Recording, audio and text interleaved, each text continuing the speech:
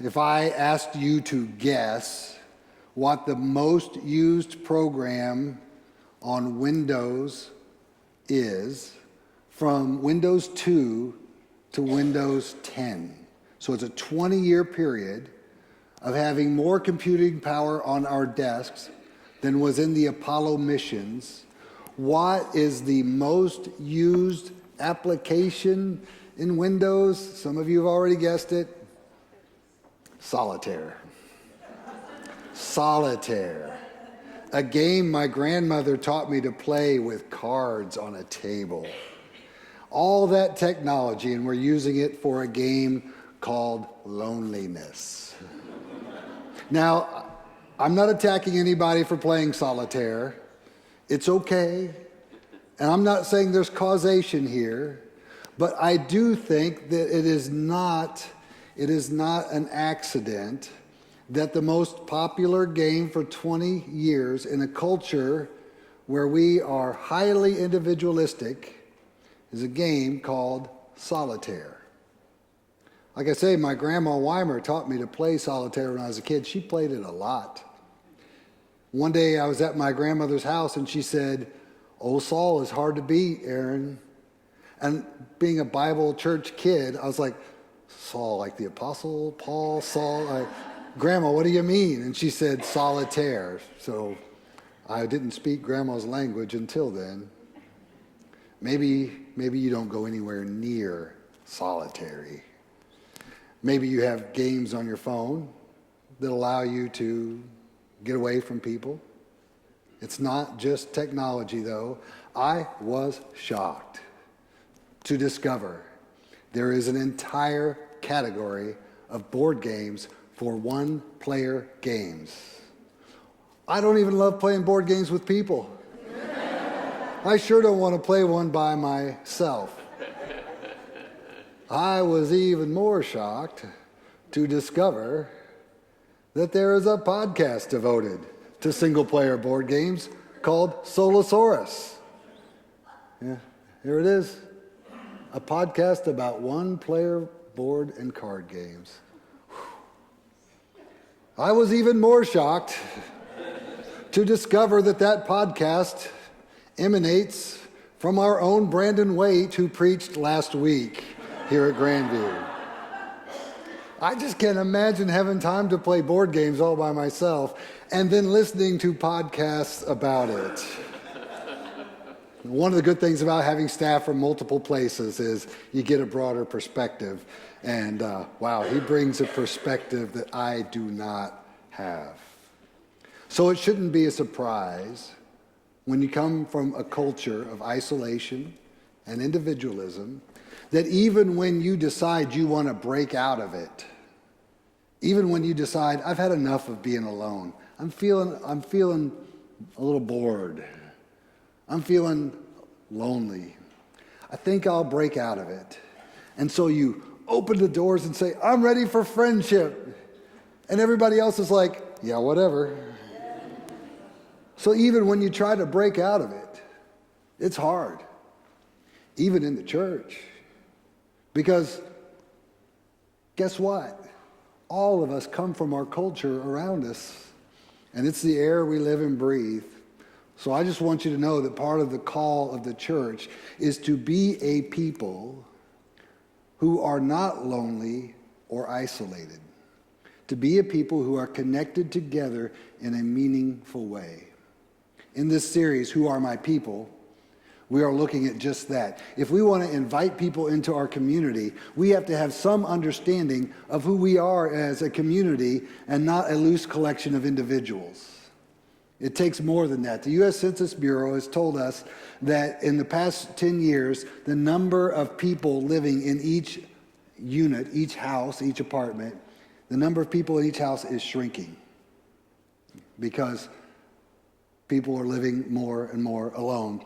The Bureau also tells us that the number of adults living alone has gone up 10% during that time. And older adults, I didn't check to see what older meant for them, because I really didn't want to know. Older adults live alone at a clip of 28%. 1 in 5 people report regularly feeling lonely or isolated. 2 in 5 say they don't have meaningful relationships. This is a place where the church is called to speak out, not to condemn, but to welcome. And we have to welcome them into something, or we're not doing our job. And so the call this morning is to open our eyes to ways we can become the kind of people we're called to be and the kind of community we're called to be, to fight loneliness and isolation. And guess what? The deck is stacked against us because we all kind of come from that space anyway. That's why at Grandview we invite people into what we call JC Serve. That is an attempt to get you to serve other people with other people so that you're not serving people alone.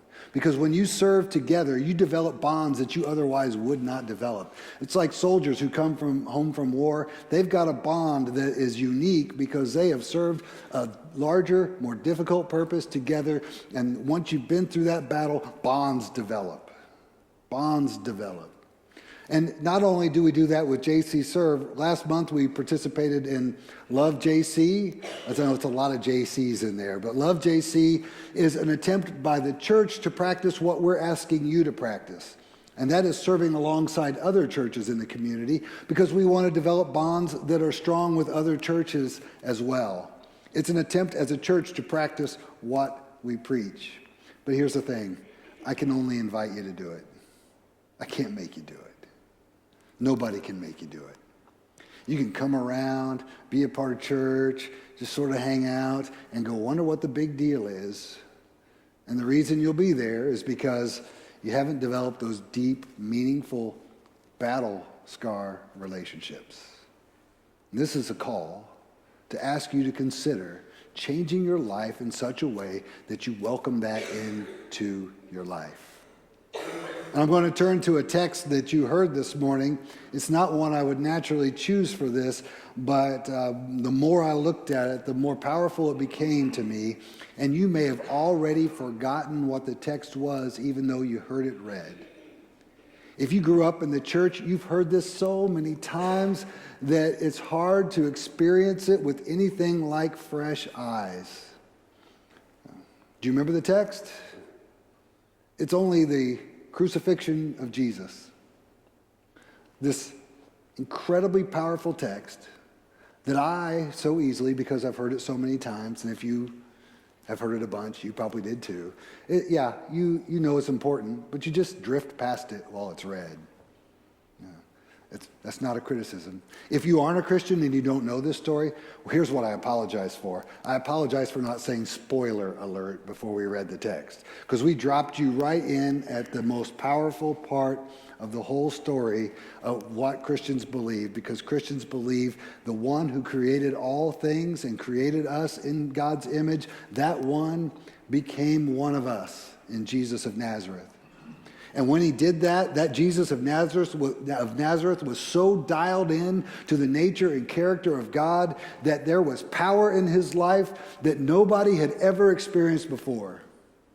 He fed people, he healed people, he taught people, he loved people, he wept with them, he celebrated with them, and people flocked to Jesus to hear him speak over and over and over again. At the same time, other people were angry about it. Other people with the will and the power to kill didn't like him. And so that's why they put him on that cross. That's the story we're talking about. If you were here last week, you may remember Brandon's excellent sermon about the time when Mary goes to get Jesus while he's teaching because she's worried that he's lost his mind.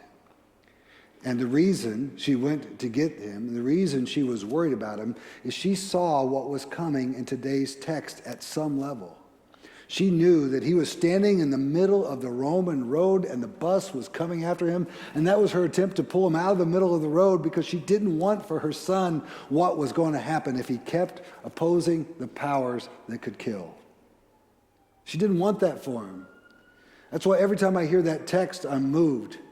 Because Jesus, when told his mother and brothers are out there waiting for him, says the most hurtful thing you could say to his mother, who are my mother, my brothers, and my sisters?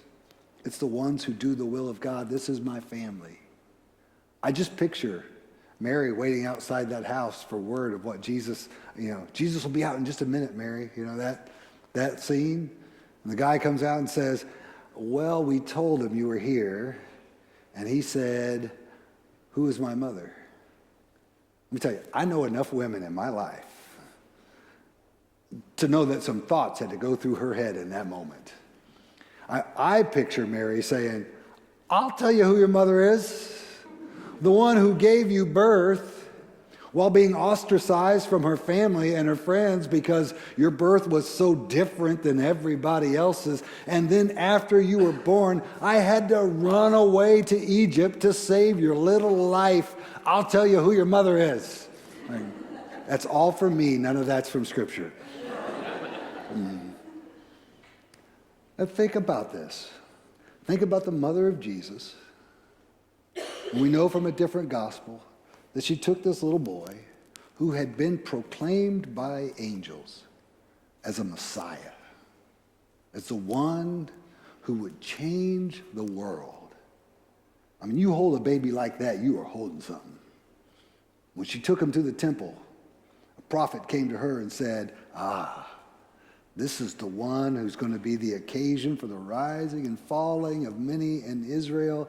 Oh, and by the way, mother of Jesus, your own soul will be pierced through with a sword. As a mother, I'm guessing that troubled her. I'm guessing that she kept hoping, that guy's wrong. That guy's wrong. It's not going to be like that. Or maybe she thought the sword will be really tiny, like a pinprick, easy to recover from. I know why she went, to get him out of that house. That was her boy. I want us to stand today at the foot of the cross in her shoes. This boy was special. She loved him with everything she had. She gave up a lot for him. She risked upsetting him by going and getting him to spare him from just this moment. And there he is, nailed to a cross. And this cross would not have been back in the woods. The Romans put people on crosses next to the road because they were warning signs. This is what happens when you cross us. We put you on a cross. And there he is, stripped of everything we would call dignity, and his clothes are being fought over by the Roman soldiers like carnival barkers.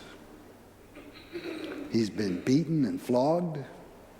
He's got spikes through his wrists and his feet. His blood is dripping down onto the dry Mediterranean ground.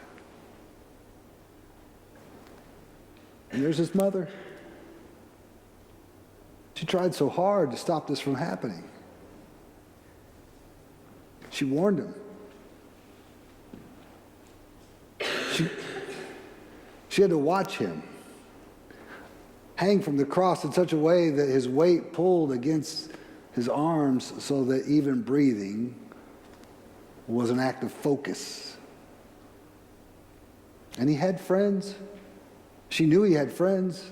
So many people flocked to him. Where are all of those people? And he had these 12 disciples, super friends. One of them was responsible for putting him on the cross. He's gone for good. Another one tried to stick by when things got dicey, but it got too dicey and he betrayed him also. 9 more, we don't even know what they're doing. They're scattered to the wind. And that leaves one who we'll talk about in a moment. He's got brothers. The Gospel of John tells us about the brothers of Jesus. Jesus is back home one time. His brothers say, go, get away. John tells us they didn't believe that he was who he said he was. Brothers aren't there. Everybody's scattered, except for a few women.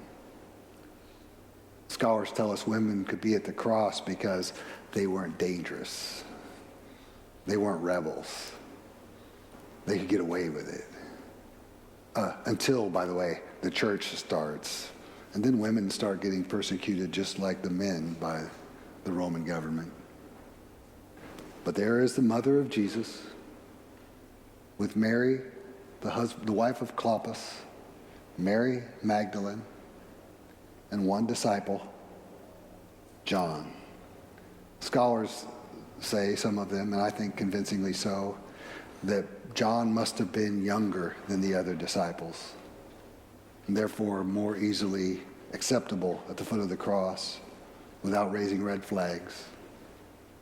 And there they are, all three of them, agony, suffering.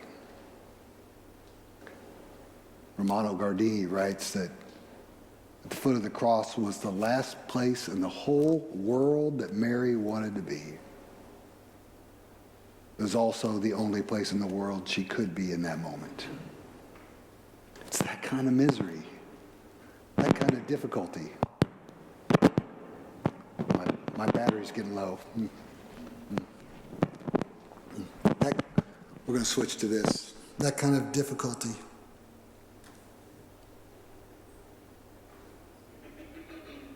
Have I set the scene enough? I'm trying not to make it overly dramatic. But I do want us to see it through fresh eyes. When Jesus looks down from the cross and says to his mother, "Woman, here's your son," meaning the beloved disciple. And then he says to the beloved disciple, "Here's your mother." And in that moment, makes them family in a whole new way, deeper than the bonds of genetics. I may be stretching the point there to say that, but here's what led me to think that. Did you know that if all we had was the Gospel of John, we wouldn't know that the mother of Jesus was named Mary? John never calls her Mary. And the two times Jesus speaks to his mother in the Gospel of John, he addresses her with the very generic woman. Did you know that in the Gospel of John, that beloved disciple, who we presume is John himself, is never named? There's no list of disciples in the Gospel of John. I think that the Gospel of John doesn't name these two people, but does place them at the foot of the cross for the very purpose of you and me, so that we can find our place in the story. You are the beloved disciple. You are the woman to whom Jesus says, "Behold, your family now." Take each other into each other's houses from this day forward.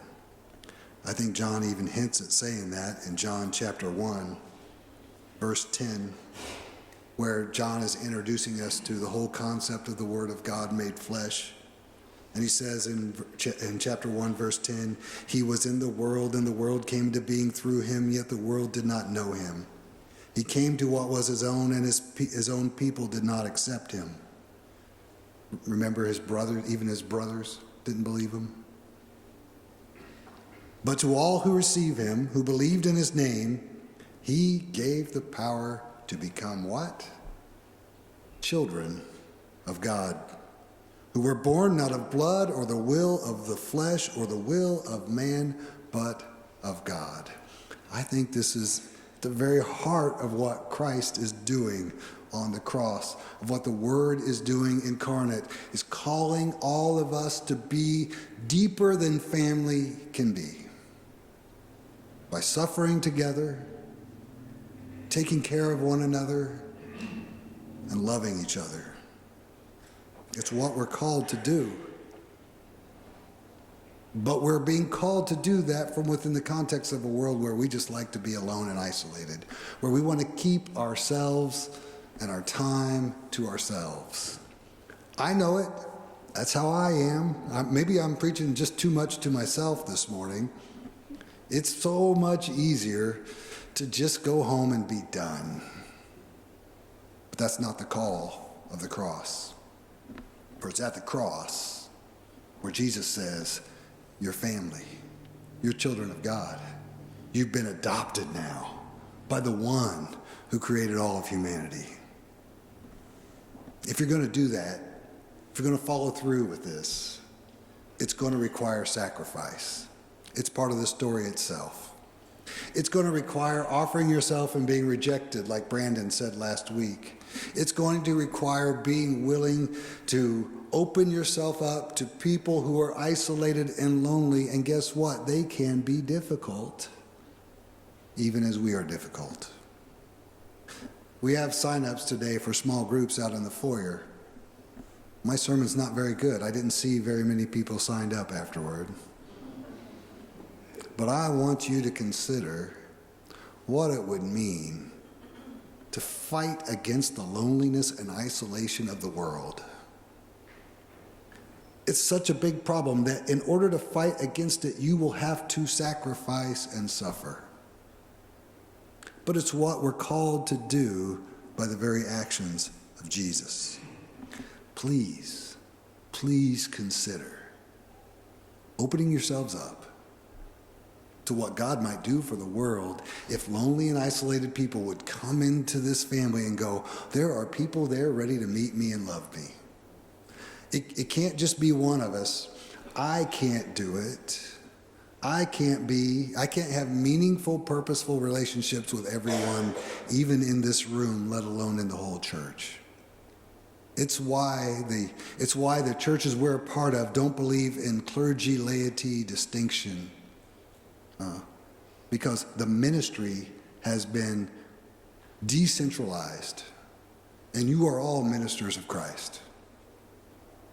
It's our responsibility to make this a reality. I know it's tough. I know I'm asking you to do something hard. Maybe you're wired that way and you're thinking, this is super easy. Congratulations. But for the rest of us, we won't know Christ if we don't open up that way. Let me say that again. We won't really know Christ until we open ourselves up to the suffering of others. I think my grandma was right when she said, old Saul is hard to beat. Shall we pray?